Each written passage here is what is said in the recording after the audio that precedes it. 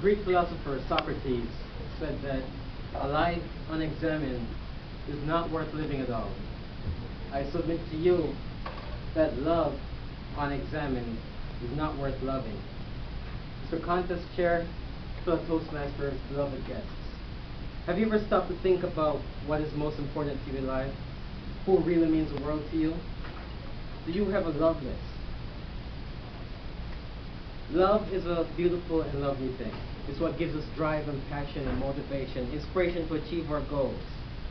It's what allows us to achieve overcoming the highest obstacles. Now, do we take this for granted? I think we do.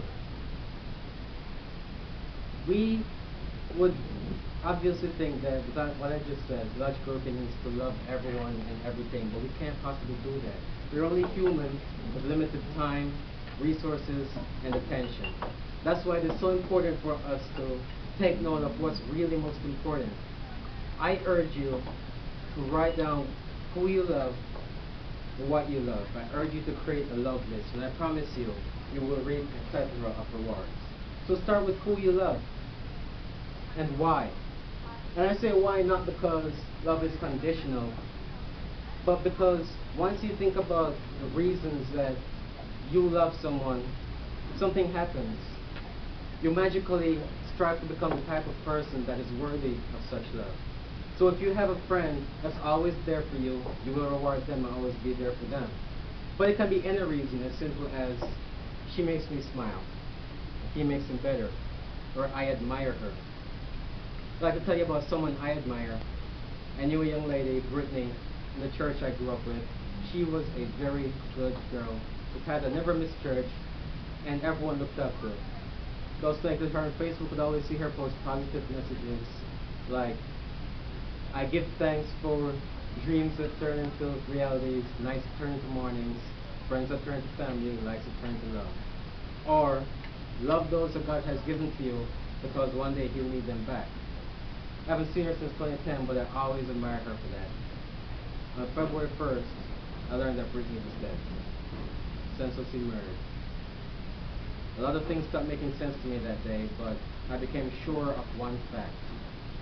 If you love or admire someone, make sure you tell them while you can. An example of this is with my family. I never grew up in a mushy family, the lovey-dovey ones you see on TV with hugs and kisses every day. But I had one sister like that. Every time she ended a phone conversation with, I love you, brother. It's like, oh, my sister is so weird. But I grew up to know better. So for example, back in January 23rd, was inspired by the fact that my other elder sister was her birthday. And it was also the 3-year anniversary of the day I met some very special people who I came to know all my other friends in Tampa from. So I wrote a note detailing why I love these people, my friends, my sister, that very special girl started it off, and why I love them. And the instant I shared that with these people, all these relationships are instantly improved. You can improve relationships in the same way by sharing your love list with those you love. And not just those closest to you. I'm sure when I asked who you love, you thought the usual suspects. Your parents, your spouse, your siblings, maybe even your friends, but anyone that you admire, if you can, include them on that list. You have co-workers, you have mentors, associates, even Toastmasters.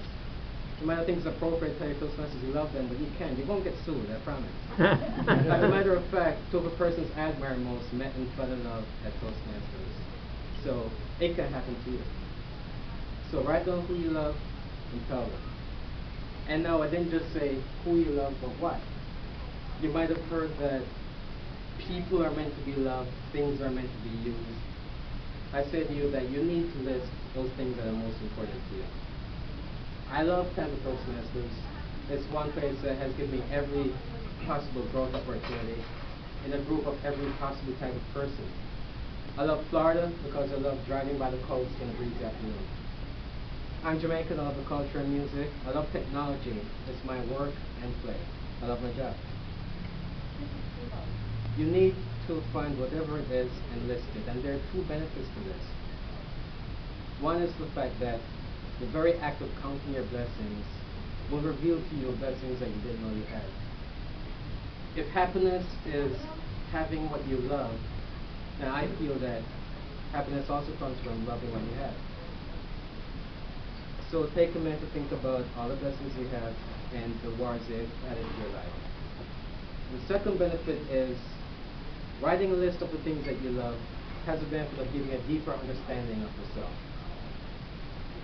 If you can identify the most important things to you, then that gives you the power to go ahead and claim it. If you don't yet have what you love, you can motivate yourself to set goals, work, and achieve them. Outlining these loves will allow you to see your priorities and if they're misplaced.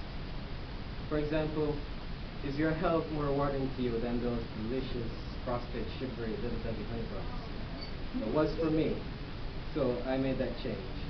So I say you should write down what you love and work to achieve them.